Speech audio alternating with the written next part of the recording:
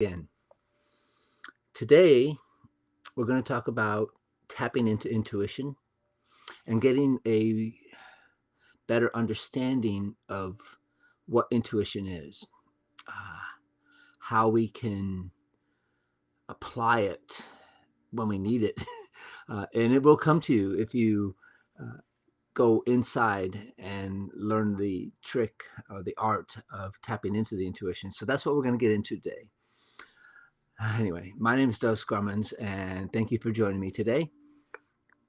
I had a real special meeting at Starbucks this morning as I'm reading this book on intuition. It's kind of brush up on things that I might have forgotten, but I've had so many instances in my life where intuition has guided me into getting great waves, meeting beautiful people, just trusting your heart, just trusting existence, and uh, everything kind of opens up for you when you do that. So, first of all, you could say that there's three levels, kind of like a map, you could say, of getting into and approaching the intuition.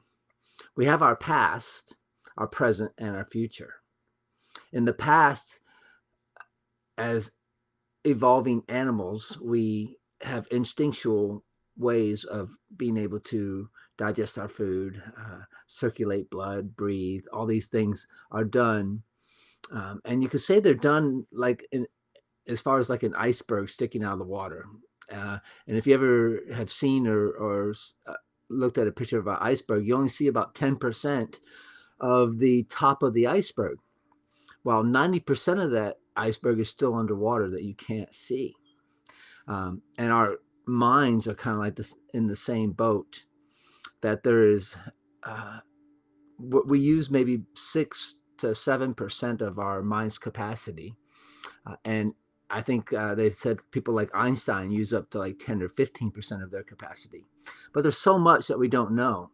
And everything is controlled by instinct, so that you can survive and have a healthy life.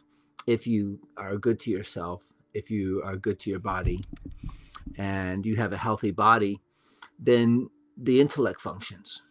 And intellect is like the bridge. So instinct is the past, and intellect is the present moment, and the near future. I say near because you have to be really delicate with that, because if you pull yourself too far into the future, you miss the intuition.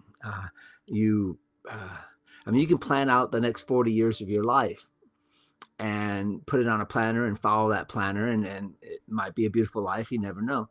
But with intuition guiding you, you're guaranteed to have a beautiful life. Hmm. So we have that to think about today. So again, thanks for joining me. So from intellect to intuition, there's a gap.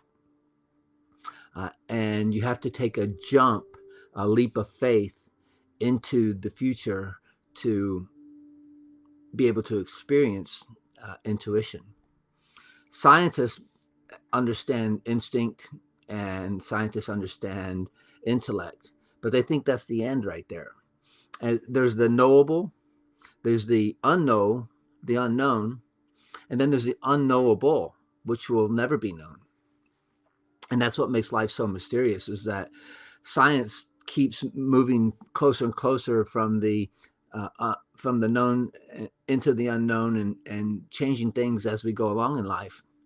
And that's really cool and beautiful that science can do that. But there's also going to be a point where you have to set your ego aside and say, hey, uh, there's just some things that are going to remain a mystery. And I think that's beautiful. And if you leave uh, the scientific mind, the intellect, and take a jump, that leap of faith I was saying, then then intuition is known. It is something that you can experience.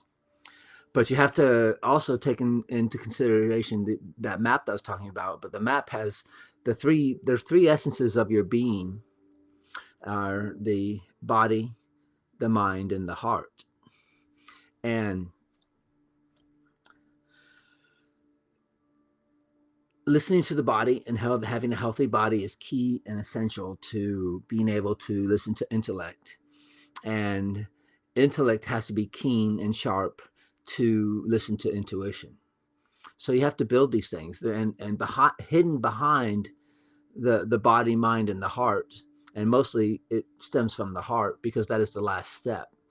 Uh, we mature physically, we mature intellectually, and then we mature spiritually, which is kind of the heart center. It's the not the actual pumping heart, and it's kind of more like they say the heart chakra, but we uh, have this intuition, and it's of our soul. And by stilling the mind and having a moment where you can actually listen to what your intuition is telling you, it takes a little bit of practice, and it's almost impossible to do it without meditation. But I say that, but what is meditation in that sense? Because meditation, in a way, is uh, distilling your mind. But you can do that through painting. You can be a painter and paint and still your mind, and be completely calm and at ease and cool. And being at ease is the key element. Cool, calm, relaxed, and at ease.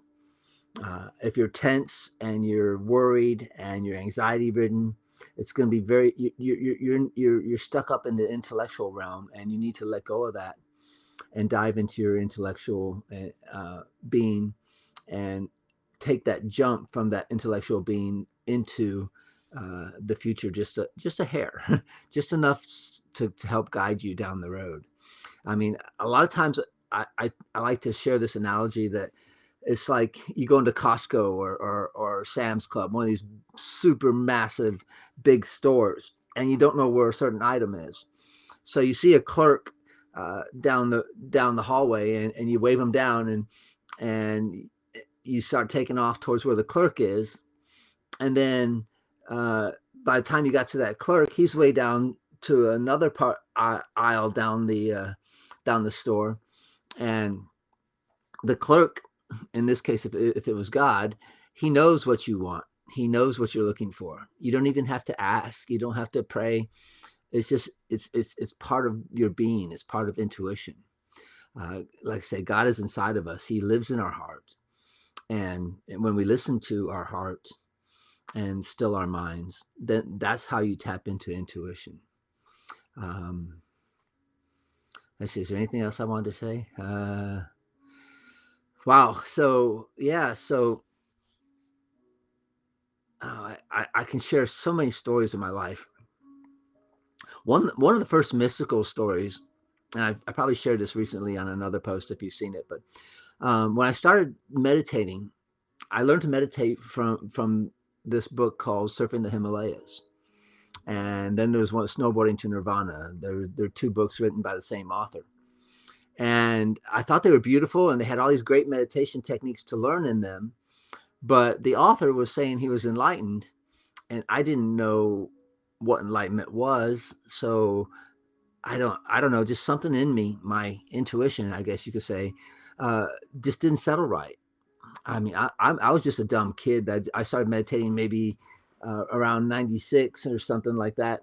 And within 2 years, uh, things changed for me on my trip to California. And my trip to California, again, had this intuition that I had to go to Santa Cruz. I was surfing the whole coast of from South California, Southern California to Northern California, and I was at an Aikido seminar. And at the Aikido seminar, I studied for 2 days.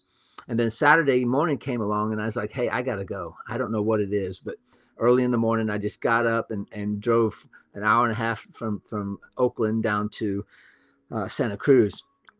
And I was amazed when I got there because, I mean, the waves were fun the whole week I was there riding up the coast, but nothing like what I experienced at Santa Cruz. It was a 20-year storm, and I didn't know it. And I probably would have missed it and stayed studying Aikido with my friends, which would have been fine too. But God has something more in store for me. So anyway, that was me listening to the intuition, and it was so loud. I mean, it was like a voice screaming, "Go to Santa Cruz! You need to be there. You need to go and experience this. I've got something special waiting for you." So I did, and anyway, back to the Frederick Lentz thing. So I get back from Santa Cruz, and we actually moved from Texas back to Virginia Beach. And hold on just a sec. In Virginia Beach, there's this Edgar Cayce Center, which is a library and a meditation hall, and it's got a big central hall for people to have lectures and stuff like that. But it's this really cool place for spiritually minded like people. And I went into the library, and this was back in '98, so they still had the card catalog. They got rid of it by now, but anyway. So one time I was meditating, and the name Maxwell came up, and I think I was meditating on the fact that something just didn't feel right about what Frederick Lentz was saying, what enlightenment was. But anyway, so I looked it up in the library, Frederick Lentz, and lo and behold, he wrote a book with a fellow named Maxwell. And the book was about reincarnation.